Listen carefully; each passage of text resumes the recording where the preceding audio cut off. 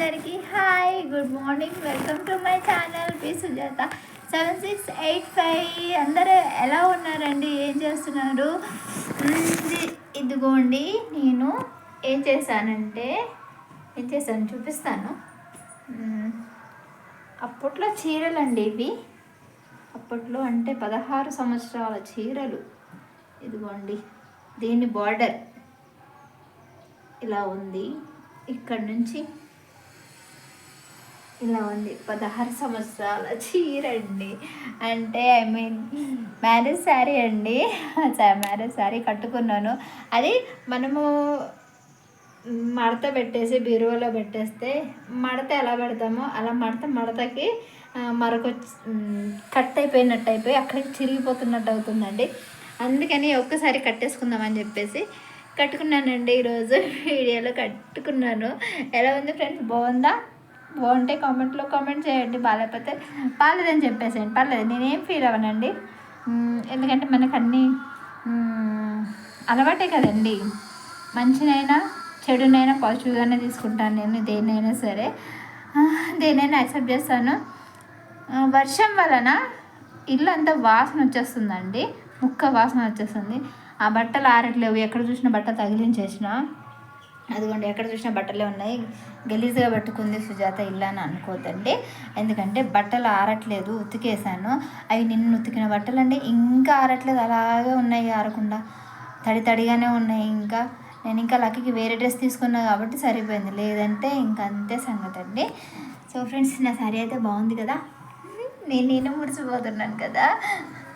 Tea తాగారా అందరూ? మనం కొంచెం అలా వాతావరణం అయితే చాలా కూల్గా ఉంది. థ్యాంక్ యూ అండి అందరికీ. Thank you very much. రూమ్లో అయితే ఏం లేదండి. ఈ రూమ్ ఖాళీ. ఇది మా నాన్న రూమ్ కాబట్టి ఇది ఖాళీ. మా నాన్న లేరు కాబట్టి ఈ రూమ్ ఖాళీ. ఇంకా ఏంటండి విశేషాలు? వంటలు చేసేసారా? నాకు ఎక్కువ నిజం చెప్పాలంటే లేడీస్ ఫ్యాన్స్ ఉన్నారో లేదో తెలియదు కానీ చాలా ఎక్కువ మంది నన్ను అభిమానించే వాళ్ళైతే ఎక్కువ జెంట్స్ లాగే అనిపిస్తారు. నాకు అనిపిస్తారు అంతే. అదే ఎంతవరకు నిజమేమో నాకు తెలియదు.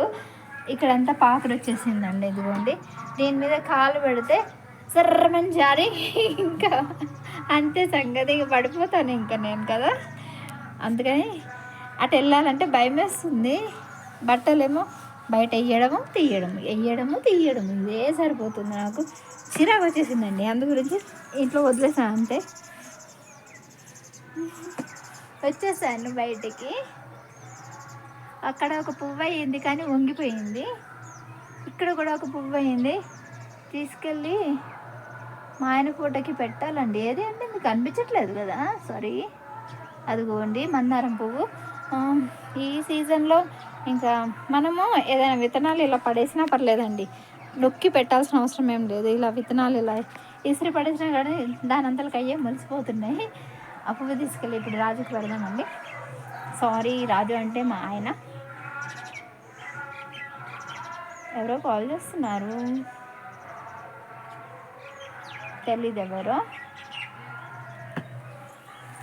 ఓకే, పువ్వు తెంపుదాము, మా ఆయనకి పెడదాము. ఒక్క విషయం అండి, అందరి దృష్టిలో మా ఆయన పోయినా సరే నా దృష్టిలో మాత్రం ఉన్నారు 100కి 100%.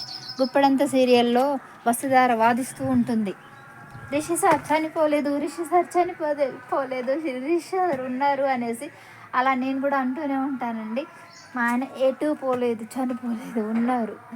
నేను ఇక్కడ ఊళ్ళో ఉన్నాను, మా ఆయన ఏమో హైదరాబాద్లో పనిచేస్తున్నాడు అనమాట. అది విషయం అనమాట. అంతేనా? నాది పిచ్చి కాదండి, నేను పెట్టుకున్న నమ్మకం అంతే.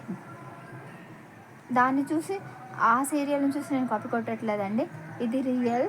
ఒక్కోసారి బాధ అనిపిస్తుంది, ఏడుపు వస్తుంది, కానీ మళ్ళీ మనసుకి అదే సర్ది చెప్పుకుంటాను. ఎందుకంటే తను ఎప్పుడు మాతో ఉండేవాడు కాదు కదా, దూరంగా ఉండేవాడు. ఇప్పుడు కూడా అలాగే ఉంటున్నాడు, ఎక్కడో ఉంటున్నాడు అని అనే ఫీలింగ్ అనమాట. అంతే. పువ్వు కోసేసాను. నాకైతే కనీసం దండేయడానికి మనసు ఒప్పట్లేదండి. ఫోటోకి దండేస్తుంటే అమ్మో లేరు అమ్మో పడిపోతున్నాను, సారీ అండి, లేరేమో అంటే ఫోన్ పట్టుకొని నడుస్తున్నాను కదా, పడిపోతున్నాను, మళ్ళీ లేరు అన్న ఫీలింగ్ వస్తుందేమో అని చెప్పేసి ఫోటోకి దండేయట్లేదండి నేను. నాకు కనీసం దీపం పెట్టాలన్న ఇష్టం ఉండదు, కానీ పెడతాను. లక్కీ ఏమో రోజ్ ఫ్లవర్ పెట్టేసి వెళ్ళాడు. ఇక్కడేమో నిన్న పెట్టిన పువ్వు ఇది, ఈరోజు మా చెట్టుకు కాసిన రోజ్ ఫ్లవర్ ఇది. నేను లక్కీ పెట్టేసి వెళ్ళాడు. లక్కీకి వాళ్ళ డాడీ పిచ్చి, ఇప్పుడు నేను పెడుతున్నాను. పాపం రాజుకి కూడా లక్కీ అంటే ఇష్టం ఉండేది. ఇప్పుడు లక్కీని ఇష్టపడే వాళ్ళు ఎవ్వరు లేరండి, తనకి నేను తప్ప ఎవ్వరు లేరు. మా ఇద్దరికి ఇంకా మేమే కదండి, ఒకరికి ఒకరం అంతే. రాజు ఎక్కడున్నా సరే రాజు మమ్మల్ని చూస్తూ ఉంటాడని నా నమ్మకం అండి. ఎక్కడున్నా తన ఆత్మ శాంతించాలి, బాగుండాలి, తను బాగుండాలని కోరుకుంటున్నానండి. పాపం ఉన్నన్ని రోజులు ఎక్కడెక్కడో రోడ్ల మీద అక్కడిక్కడ పడి బ్రతికాడండి. ఎంత బ్రతిమాలినా ఇంటికి రాలేదు, ఇంట్లో ఉండలేదు, ఎంత చేసినా కూడా మాతో ఉండలేదండి తను. ఇప్పటికైనా తన ఆత్మని కొంచెం తృప్తిగా హాయిగా ఉండేలాగా ఉండాలని దేవుడిని కోరుకుంటున్నాను. మా బ్రతికి ఎలాగో ఇలా అయిపోయింది, చనిపోయిన తనైనా హ్యాపీగా ఉంటే చాలని అనుకుంటున్నానండి. చాలా బ్రతిమాలనండి, నేను చాలా ఇది చేశాను, బట్ ఆయన నా మాట వినలేదు, వినకుండా వెళ్ళిపోయారు మమ్మల్ని వదిలేసి. ఇప్పుడు మేము ఒంటరి వాళ్ళం అయిపోయాము, మా నాన్న కూడా పోయారు, అందరూ పోయారు, ఇంకెవ్వరు లేరండి మాకంటూ సపోర్టింగ్గా. నాకు వీళ్ళు ఉన్నారులే అని చెప్పుకోవడానికి ఎవ్వరు లేరు. ఏదో మొండి ధైర్యంతో ఒక్కదాన్ని అలా బతికేస్తున్నానండి, అంతే. బాధ అనిపిస్తుంటే చెప్పుకుంటుంటే. రాజు ఉండుంటే బాగుండండి, మంచివాడండి పాపం. తాగడం ఒకటే తను తప్పండి.